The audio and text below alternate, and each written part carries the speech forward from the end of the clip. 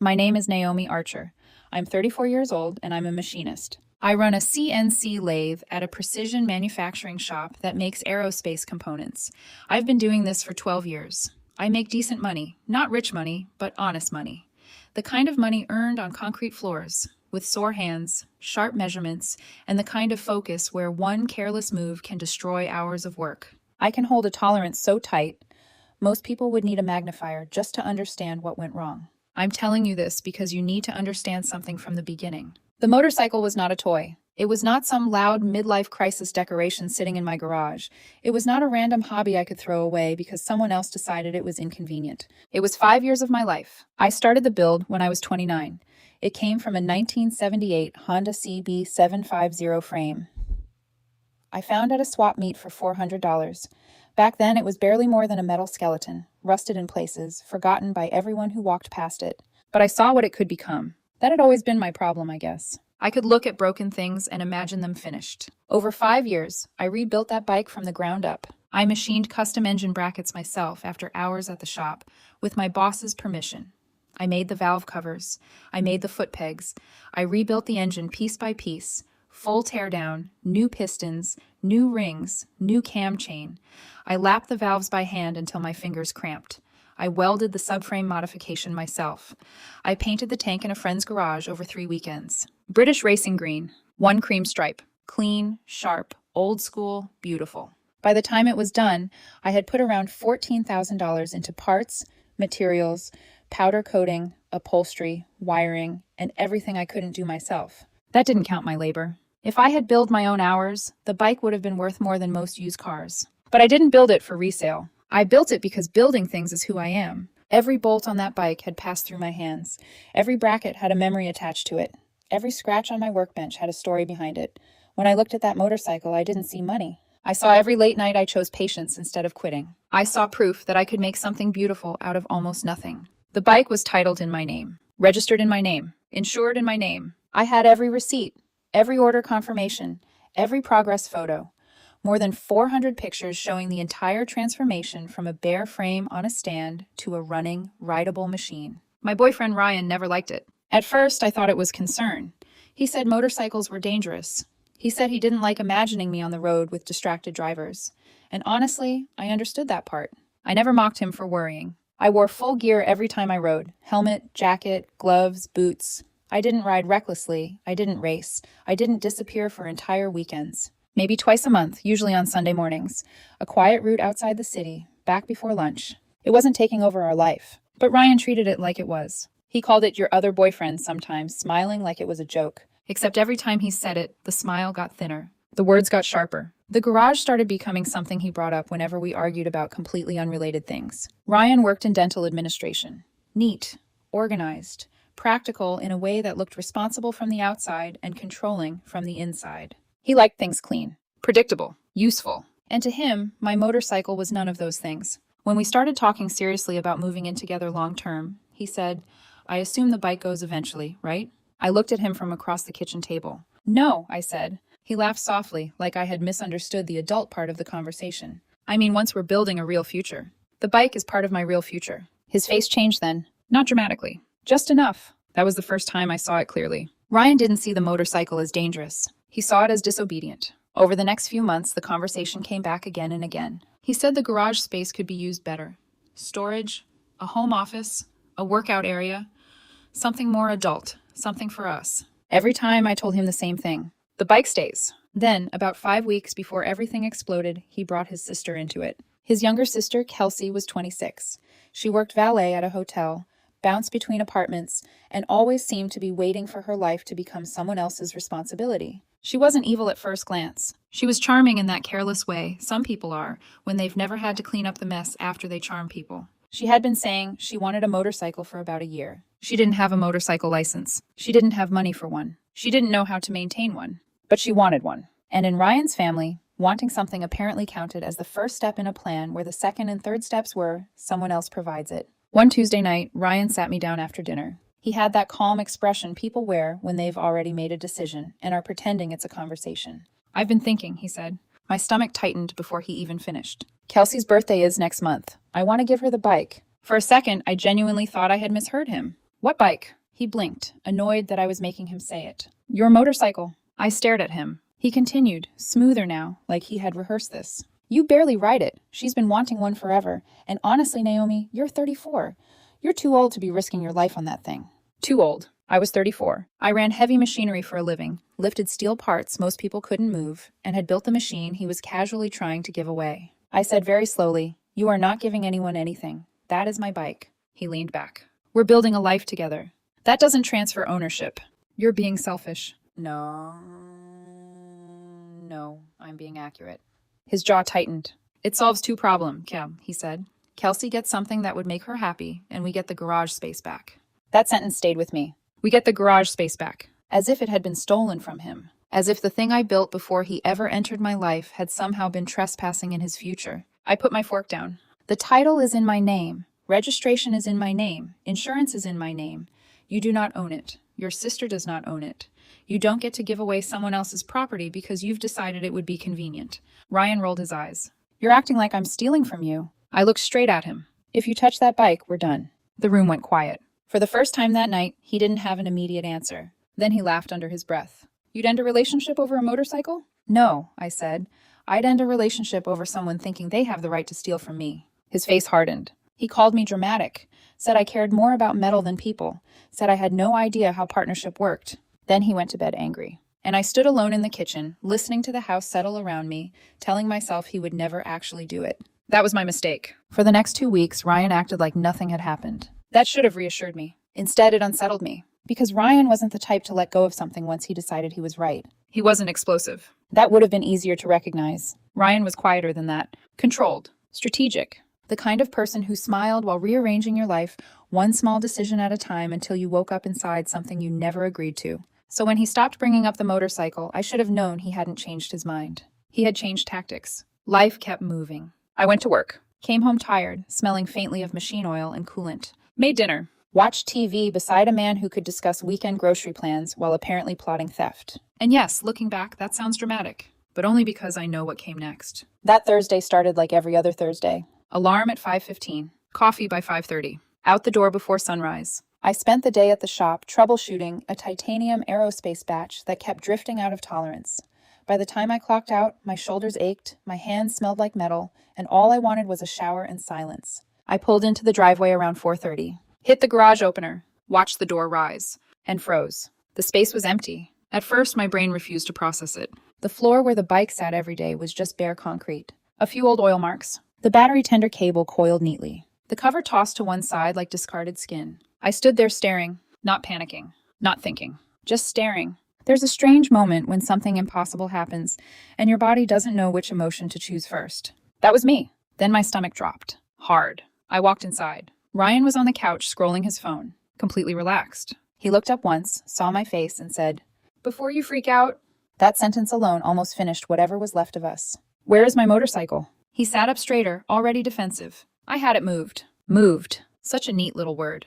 As if he'd shifted a chair. Where? To Kelsey's. I stared at him. She loved it, he added. Loved it. As if my handcrafted motorcycle had become a birthday candle set. You what? It's done, Naomi. He actually sighed like I was exhausting. Honestly, once you calm down, you'll realize this was the right decision. I took one slow breath. Tell me exactly what you did. He rolled his eyes. I hired a towing company after you left for work. My chest tightened. You signed for the tow? Yes. Using what authority? He blinked. That question clearly hadn't occurred to him. We live together. That is not ownership. Naomi. Was your name on the title? Silence. Registration? Silence. Insurance? His jaw clenched. Don't do this. I laughed once. It wasn't a happy sound. Don't do this? Ryan stood. It's a motorcycle. No, I said, it's theft. He laughed. A short, incredulous laugh. You're being insane. My titled, registered, insured vehicle was removed without my permission and given to someone else. We're together. That doesn't make you God. You're seriously choosing a machine over us? No, I said coldly. I'm choosing self-respect over a man who thinks my boundaries are optional. That landed. I saw it in his face. But instead of backing down, he doubled down. Kelsey deserves something nice. I stared at him. Then buy her something nice. She's family. And I'm apparently your victim. His expression hardened. You're overreacting. There it was. The anthem of people who create disasters and resent being held accountable for them. I walked back into the garage, pulled open my fireproof document box, took out the title, registration, insurance paperwork. Then I called the police non-emergency line. Ryan followed me out, now suddenly nervous. You are not actually doing this. I looked at him. I told you exactly what would happen. That was emotional. No, I said, that was a warning. He crossed his arms. The police are going to laugh at you. They won't. They're not arresting someone over relationship drama. This is not relationship drama. I held up the title. This is property theft. The officer arrived about 40 minutes later. Calm. Professional. The kind of man who had clearly seen every version of domestic stupidity. He took my statement first. I explained everything. The build. The ownership. The warning I had given Ryan. The unauthorized tow. Ryan tried to frame it differently. We're basically married. The officer looked at him. Are you married? No. Is your name on the vehicle title? No. Did the owner authorize you to move the vehicle? No. Silence. Then the officer looked directly at Ryan. Sir, that constitutes unauthorized removal of a motor vehicle. Ryan's confidence cracked. But we live together. That is not legal ownership. It was for my sister. That is irrelevant. Ryan's face changed fast. Shock. Then anger. Then something uglier. This is ridiculous. The officer ignored the performance. He asked for Kelsey's address. I gave it. Then he asked another question. Does your sister have a motorcycle endorsement? Ryan hesitated. I don't know. Which meant no. The officer wrote that down too. Ryan finally snapped. Are you seriously turning this into a criminal issue? I answered before the officer could. You turned it into a criminal issue when you stole my property. His face went white. Because for the first time, I think he understood this wasn't a relationship argument anymore. This was paperwork. Police reports. Evidence. Consequences. The officer finished the report and left. The front door shut behind him. And suddenly the house felt very different. Ryan turned toward me. You unbelievable bitch. That word. That one word. Funny how a relationship can survive arguments, frustration, resentment, and then one sentence makes everything crystal clear. I walked to the bedroom, opened my jewelry drawer, took out the engagement ring box, walked back into the kitchen, set it between us. Ryan stared. What is that? You know exactly what it is. Naomi. No. My voice came out calmer than I felt. You stole from me. You ignored a direct boundary. You lied, and then you insulted me for reacting. It was for my sister. I do not care. He laughed bitterly. You're ending an engagement over this? I met his eyes. I'm ending it because this showed me exactly who you are. Silence. Heavy. Sharp. Then he said quietly, You're making a huge mistake. And for the first time that night, I thought maybe he was right. Not about the police. Not about the motorcycle. About him. Because maybe the mistake wasn't ending it. Maybe the mistake was almost marrying him. Then my phone buzzed. Unknown number, I answered. A detective. And the first sentence out of his mouth made everything worse. Ms. Archer, your motorcycle has not yet been recovered. The detective's update wasn't surprising. It was infuriating. His sister wasn't home when officers went by, he explained. We'll try again. I thanked him, hung up, and stood there gripping my phone so hard my hand hurt. Ryan watched me from across the kitchen. Still defensive. Still acting like this had somehow spiraled unfairly. You really called detectives over this? I looked at him. No, you created a case serious enough for detectives. That was the first truly ugly night. Before that, Ryan had still been pretending this was some misunderstanding. That ended fast. The second the police made it official, he turned vicious. You called the cops on my sister. She's in possession of stolen property. It was a gift. From someone who didn't own it. You're unbelievable. No, I said. I was clear. He paced the kitchen. Angry now. Real anger. Not polished Ryan. Not careful Ryan. The real one. You've humiliated me. That word. Humiliated. Interesting. Not I'm sorry. Not I messed up. Not I crossed a line. Humiliated. As if his embarrassment was the tragedy. I warned you. You were emotional. I was explicit. You don't throw away a future over this. I stared at him, then reached into my pocket, pulled out the engagement ring, set it on the counter between us. He went silent. The little velvet box looked absurdly small compared to what had just exploded. Ryan blinked. What are you doing? We're done. No. The speed of that answer almost made me laugh, like he thought this required mutual approval. You don't get to decide that alone. Actually, I said, I do. It was a stupid mistake. No. I shook my head. A stupid mistake is denting someone's car. This was theft. For my sister. That explanation keeps getting worse, not better. He ran a hand through his hair. You're choosing a motorcycle. I was tired of that line. No, I'm choosing myself. He stared at me like I had become someone unrecognizable. Maybe I had. Maybe betrayal doesn't reveal strangers. Maybe it reveals the version of yourself that finally stops negotiating with disrespect. Ryan looked at the ring, then picked it up, slowly. I'm keeping this. I almost laughed. Excuse me? It was a gift. It was conditional on marriage. So now you're a lawyer? No, I said, just literate. His expression darkened. That was when I realized something unsettling. Ryan genuinely believed consequences only applied to other people. He left that night. Not gracefully. Doors. Shouting. A final accusation that I had ruined everything. Then silence. the kind that feels loud. I slept badly. The next morning, I changed every code I legally could access and waited. 3 days later, I got a text from Derek, a friend from my softball league. Derek, tell me I'm crazy, but I just saw your motorcycle. I sat upright so fast I nearly dropped my phone. Me. Where? A photo came through. Gas station. Daylight. And there it was. My British Racing Green CB750. Instantly recognizable. And sitting on it, Kelsey. No helmet. No protective gear. Smiling. Like she had won something. I felt physically sick. 5 years. 5 years of labor. And she was joyriding on it like a borrowed toy. I forwarded everything to the detective immediately. Photo. Timestamp. Location. Message. Then I waited. The call came 2 days later. Routine traffic stop. Officer ran the plates. Reported stolen. Kelsey arrested on the spot. Possession of stolen property. Operating without proper endorsement. No helmet violation. I sat in silence after that call. Not satisfied. Not happy. More like I had watched a disaster reach the only ending it had been aiming for. Ryan called 17 times. I didn't answer. Then voicemail. Then more calls. Then voicemail from Kelsey sobbing. Then finally, Ryan. I listened. Naomi, what the hell is wrong with you? She spent the night in jail. I deleted it. Next voicemail. She didn't know. Delete. Next. You've ruined her life. Delete. Then the voicemail that made me stop. Ryan's voice was gone. Instead, a man. Deep voice. Loud. Aggressive. Ryan's father. Listen carefully, he said. My daughter is not some criminal. This family will not be treated like this. You fix this now. I saved it immediately. Then backed it up. Threats get archived. Always. He called again. I answered this time. What? You get my daughter out. No, she didn't steal anything. She absolutely did. You're destroying a young woman's future. She's 26. She trusted family. I laughed once. Sharp. She accepted a $14,000 custom motorcycle from someone who never owned it. No title transfer, no paperwork, no questions. That's not innocence. You don't understand loyalty. No, I said, I understand accountability. You're a cold woman.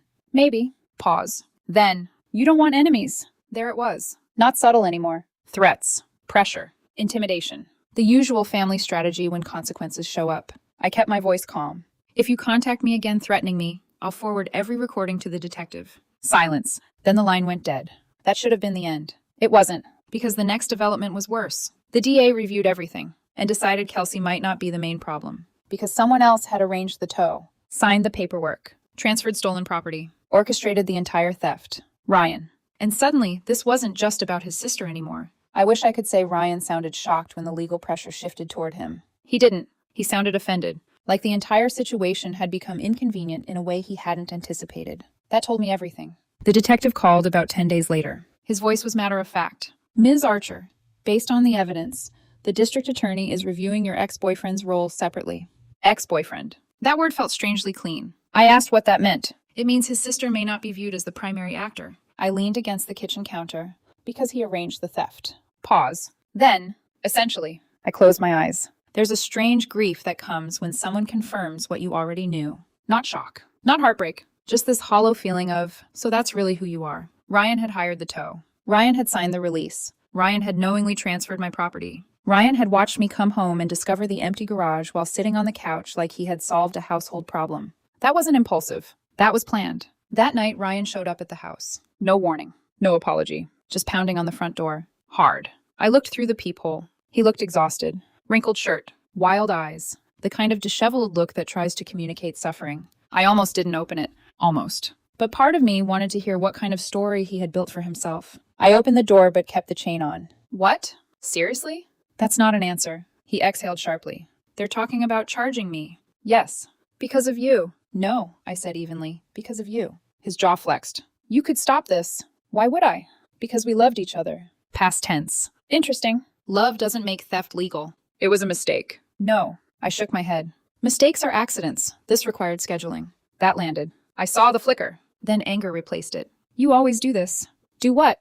Turn everything into some courtroom speech. I laughed. You literally created a criminal case. This is insane. No, Ryan. I leaned closer. What's insane is that you still think you're the victim. He stepped forward, voice dropping. Do you know what my mother's saying? My father? Kelsey? I don't care.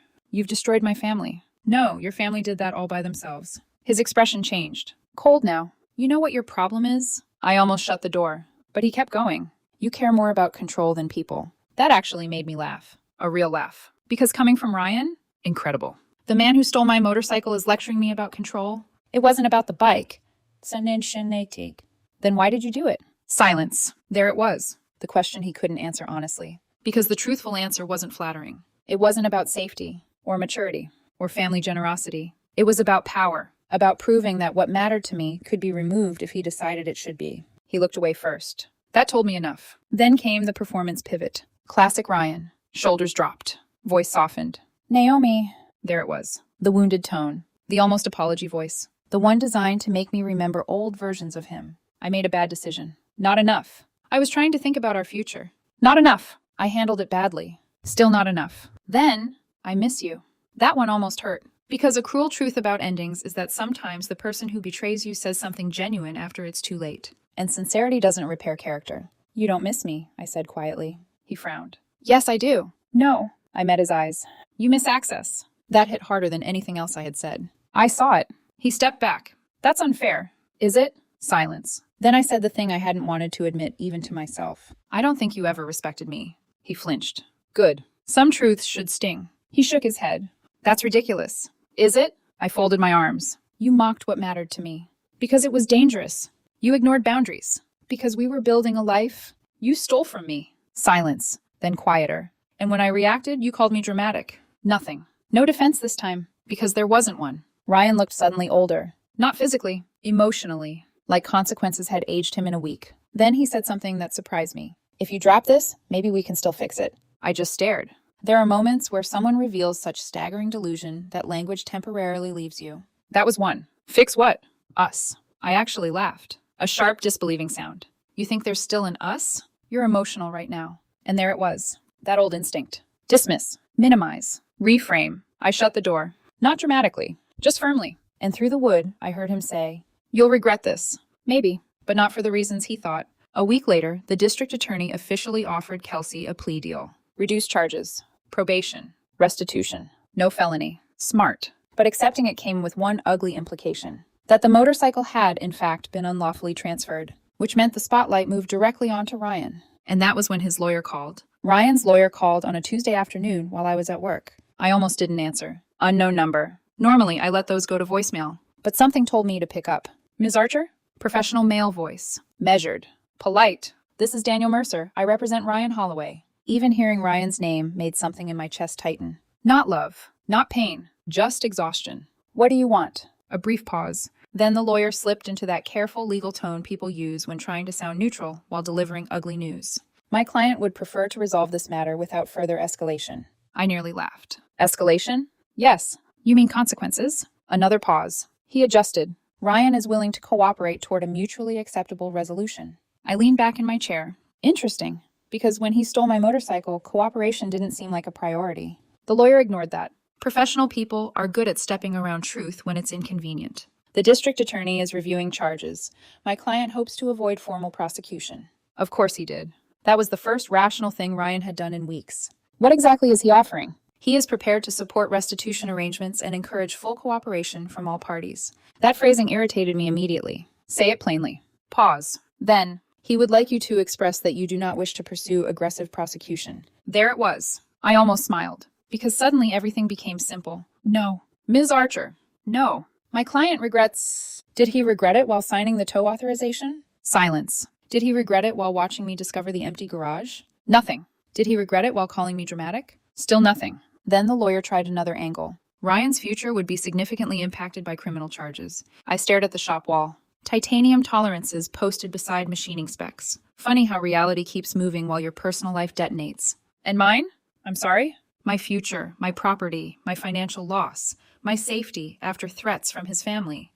Did any of that make your sympathy list? Silence. Then, I understand your frustration. No, you don't. I hung up. And for the first time since this started, I felt calm. Because Ryan had finally entered the one arena where charm didn't matter. Documentation did. A week later, Kelsey officially accepted the plea deal. Reduced misdemeanor. Probation. Restitution. No felony. Honestly, that was probably merciful. She was irresponsible. Entitled. Stupid. But Ryan was the architect. She was the idiot who accepted the keys. Then the DA's office contacted me. Victim liaison. Warm voice. Professional. She explained Ryan's proposed deal. Misdemeanor theft. Full restitution. Probation. No felony conviction. She asked if I objected. I told her I needed one evening. And that night, I sat alone in my kitchen thinking about mercy. Ryan had stolen from me, planned it, executed it, ignored boundaries, humiliated me, dismissed me, then tried pressure, guilt, threats, and legal negotiation. And still, a felony would follow him forever. Background checks, employment limitations, housing applications, professional consequences, permanent. I thought about that longer than he deserved, and in the end, I agreed to the misdemeanor resolution. Not because he earned kindness, because I didn't want my life emotionally tied to him for years. That distinction mattered. The restitution list was straightforward. Impound fees, storage, bike inspection, new security lock, garage rekey, legal administrative costs, every dollar documented. Ryan accepted, because the alternative was much worse. The motorcycle release happened on a Wednesday. I took the day off. Derek came with me. Truck, trailer, coffee neither of us finished. The impound lot was exactly as depressing as you'd imagine. Chain link fencing, dust, rows of abandoned machines. And then, there it was, my bike, my CB750, British Racing Green, a yellow impound tag hanging from the handlebar like an insult. I stopped walking. For a second, I couldn't move. Derek looked at me. You okay? I nodded, but my throat had tightened. Because this stupid machine, this ridiculous collection of steel, labor, memory, and stubbornness, was home. I checked everything carefully. Tank, engine, controls, frame, minor scratches, dirty seat, nothing catastrophic. Thank God. The valve covers I'd machined myself were intact. The engine casing looked fine. No obvious abuse. We loaded it carefully, strapped it down. And on the drive home, Derek asked quietly, "You regret any of this?" I looked out the window, thought about Ryan, the engagement, the police, the threats, the humiliation. No, and I meant it. Because losing illusions hurts, but marrying the wrong person hurts longer. Back home, we unloaded the bike slowly, rolled it into the garage, centered it perfectly, plugged in the battery tender, covered it. Then Derek left, and I stood there alone. Quiet garage, soft metallic cooling sounds, dust and afternoon light.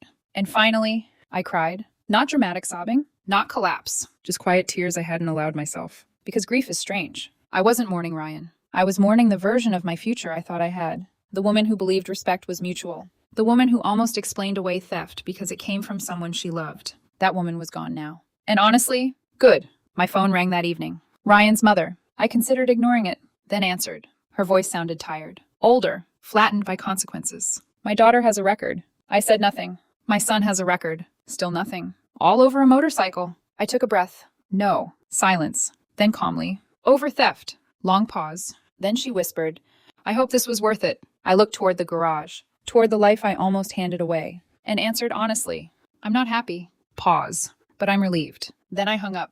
That should have been the ending. But one thing still remained. The ring. The ring situation should have been simple. It wasn't. Because of course it wasn't. Ryan still had it. The engagement ring. $3,800. Not absurdly extravagant by internet standards. But for me, significant. I had worked hard for that money. And after everything else, I wasn't about to let him casually keep that too. My attorney handled it. Short. Clean. A formal demand letter citing conditional gift law. Marriage didn't happen. Ring goes back. Ryan resisted for about 10 days. Then surrendered it through his lawyer. No apology. No note. No explanation. Just paperwork. Exactly how relationships like ours seem to end. Coldly. Through documentation. I sold the ring. Bad resale value, naturally. Still recovered enough to soften the legal costs. And honestly, watching that chapter convert into cash felt strangely therapeutic. Because symbols only matter when the promise behind them means something. That one didn't. Life settled after that. Or at least it pretended to. People always imagine closure as some cinematic final scene. One perfect emotional conversation. One devastating speech. One clean ending. Real life isn't like that. Closure is quieter. Bills. Email confirmations. Security code changes. Seeing fewer missed calls. Sleeping better on some random Tuesday. It arrives in pieces. Ryan's legal resolution finalized. Misdemeanor theft. Probation. Restitution. No felony. Kelsey got her own probation. A criminal record. A very expensive lesson in not accepting stolen property wrapped as family generosity. Ryan's father never contacted me again. Good, because I had every voicemail archived, every threat documented. And something about evidence tends to make bullies less enthusiastic. The weirdest part? I didn't hate Ryan by then. That surprised me. I thought hatred would be easier, cleaner. Instead, what I felt was disappointment so complete it became distance. Because hatred still requires energy. And he simply wasn't worth that anymore. A few Sundays later, I finally uncovered the bike, changed the oil, checked the carbs, inspected every line, replaced the battery, ran my hands over the tank like I was reacquainting myself with something that had survived trauma with me. Then I geared up. Helmet, Jacket, gloves, boots, same ritual, same machine, different woman. The engine came alive exactly the way it always had. That unmistakable CB750 sound. Mechanical, confident, honest. I pulled out onto the road just after sunrise, and for the first 20 minutes, I barely thought at all. No Ryan, no police, no court documents, no family threats. Just road, air, engine noise, breathing, freedom. Funny thing about betrayal, people think what hurts most is what gets taken. Sometimes it's what gets revealed. Ryan didn't take my motorcycle. Not really. He tried. What he actually took was the illusion. The illusion that love automatically includes respect. That commitment means shared values. That someone who says future necessarily means partnership instead of ownership. That loss was harder, but also more valuable, because machines can be recovered. But losing the illusion of someone you loved, that costs more. A month later, I ran into someone from Ryan's extended family at a grocery store. Awkward eye contact, mutual recognition. Then the inevitable question. Was all that really necessary? I smiled politely, because by then, I had learned something important. Not everyone deserves the full explanation. So I simply said, yes, and kept walking. That was it. No revenge fantasy, no dramatic public humiliation, no magical apology, just consequences. Quiet ones, legal ones, adult ones. And honestly, that felt better. My garage has a new lock now. Only my key, only my code. The bike sits exactly where it belongs. Covered, protected, mine. And some mornings before work, I still stand there for a second. Coffee in hand, looking at that shape beneath the cover. Not because I'm obsessed, not because I'm stuck. Because sometimes surviving something ugly leaves behind strange rituals of gratitude. Ryan once asked if I would really end a relationship over a motorcycle. The truthful answer? Number. I ended it over entitlement. Disrespect. Control. The theft just made it impossible to ignore. 5 years building a machine. 5 weeks destroying a relationship. Strange trade. Still worth it, because if someone shows you they believe your boundaries are optional, believe them the first time.